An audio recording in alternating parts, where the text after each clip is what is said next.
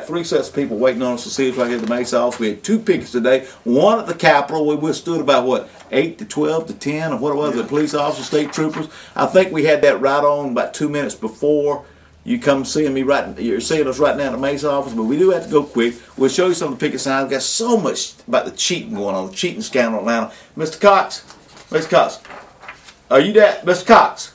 Yeah. Would you please go out to the front? I know you've been on the phone, but there's about 3 different people, sets of people. I got 7, 8. We accidentally double booked for 7. Yeah, I'll take care of them. I don't want them to think we're like doctor's office, medical doctors. You know, we're just trying to book them. But please, if you don't mind, okay? Sure, I got it. All right, appreciate it. That was Mr. Jeff Cox and the voice of Mace, ladies and gentlemen. Now we got Ben Barnes right here. We got Thug Barry, Tom Thug Barry, and you know Mr. Haynes signing all the new member letters right here. You can hold up on that. We'll do that later, okay? We'll finish it up right there. Folks, we got Leo tonight. We're going to do a real quick version of Leo. He's going to help us evaluate some of these administrators. He usually says only 2 things, needs improvement or PDP. I think he said need improvement, not needs improvement. The picket today was down there about the governor and the legislature. They want to balance the budget on the back of teachers. We had signs down there. We were real simple. You know, they didn't like it. Some of the legislators actually laughed at it. They thought it was pretty funny, but the police officers were all upset, the state troopers. But hey, teachers teach, administrators cheat, especially in Atlanta and DeKalb, but all over the state. We've seen in the Atlanta Journal-Constitution. They're finally talking about it. In fact, yesterday in the blogs, they said, you know, folks are finally saying what Dr. Trotter and Mace have been saying forever, using phrases like systematic cheating, the rule of the large numbers, or the law of the large numbers. You can't have kids coming into your class in the 4th grade, can't read a sentence, but all of a sudden they scored off the charts in the 3rd grade on CRCT. I mean, any person got a lick of sense who could pour pee out of a boot ought to know that that doesn't happen. But in Atlanta, nearly 80% of their schools, you know, the elementary and middle schools, are under great suspicion, let's say. I mean, how can you say it any other way, folks? There was outright cheating going on. And Beverly Hall wants to bury her ostrich head in the sand and say, well, now we got to examine the data.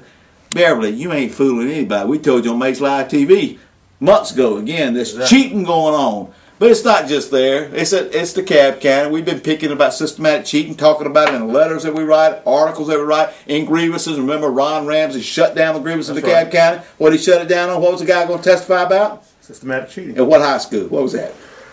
Well, I said it was high school. Clarkston, wasn't it? Clarkston High School in DeKalb, right. All right, now we had a lot of good signs down today. And save teachers, reduce administrators. You need to get rid of half of the administrators in the state of Georgia. They're useless, they're abusive. You got so many angry and abusive administrators out there. We know the problem in education in Georgia. Defiant and disruptive students, irate and irresponsible parents, and angry and abusive administrators, and systematic cheating, and policymakers who want to bury their heads in sand and never talk anything about discipline and don't want to actually look at the fact that there are lots of cheating going on in the state of Georgia. The next election, teachers are going to storm the gates. They're going to storm the castle with pitchforks. Politicians, beware. You better consider what's going on. You better do right by teachers, because just like in 2002, when the teachers went in and voted unanimously against Roy Barnes, I'm just telling all you legislators, you keep voting against teachers, you vote for furloughs, and if your name has an I behind it, it doesn't mean intelligent, it means incumbent, your butt might be out of there. Legislation. Legislators should mandate that the school system allow teachers to evaluate the administrators. It is in a permissive sense written in the code section saying the school system can do that, but how many school systems opt to do that? They don't want to know about those abusive and angry administrators out there, these ridiculous administrators they put in all. They ought to mandate that teachers actually evaluate administrators, and those evaluations should be summarized by an independent group and presented to board members. What does this say? Oh, chop administrative bloat. Wow. Furlough administrators. Don't just furlough them. Get rid of half the administrators in the state of Georgia. You got too many administrators in the state of Georgia. Again, teachers teach, administrators cheat. I saw this on our front. You know, we get Sports Illustrated and all that stuff out there. Atlanta's best schools. Anytime you see a magazine like this, they're just full of all these independent private schools. And I guarantee they paid to get in here. What do you think, Mr. Berry? They paid to get in here? Yes, sir. All right, you taught public schools in Chicago and Atlanta, right? Now, you got a choice, and you sent your daughters over to St. John the Evangelist in Hateville, right? Or College Park. I think it's in here as one of the better schools. But some of these better public schools, they just threw a few public schools in there to make it look good. I believe you graduated over at Mount Zion High School, didn't you, Miss Barnes? I sure did. Miss Barnes, they got your school one of the best high schools in the state of Georgia. I might need to go back.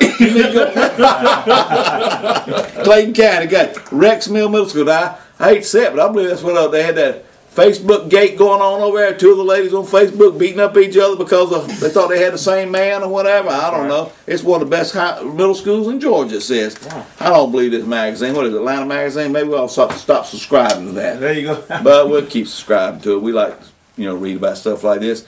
Let me see. You started filling out the new member letters or sign them. Remind me to sign them, too, before I get out of here tonight.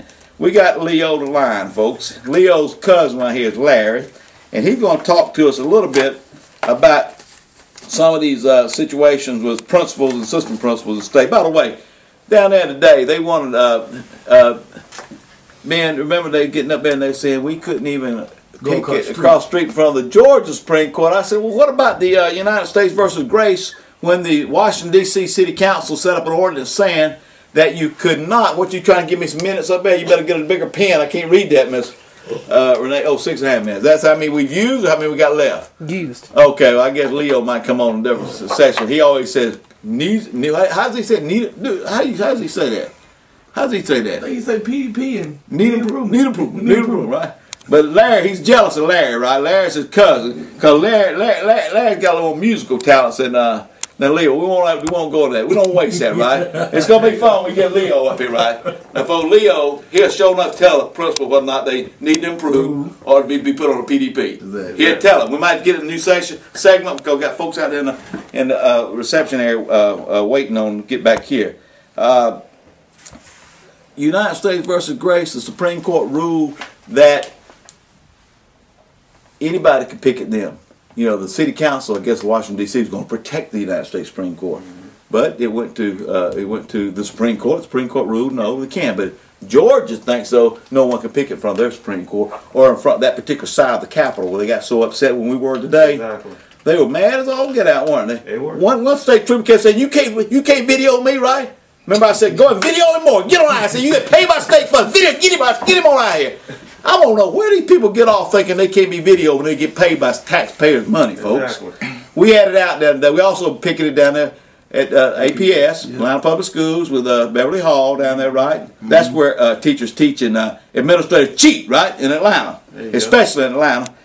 Went down to the Subway right below, right there, and had us a good meal afterwards, right? There you go. Kicked a little butt and then went out and had a foot-long hot dog, right? That's it. We all got Happy Meals, got chips too and drinks and all that. But right now, I think we're going to run out of time because we do have to get with the people out front out here.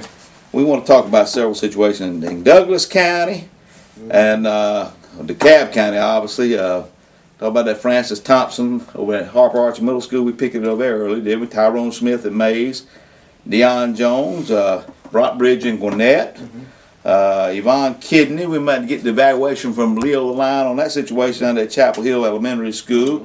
Lloyd McFarland, McClendon in the cab, McClendon Elementary. Crawford High Octane Lewis, his cars get what, 2 miles per gallon?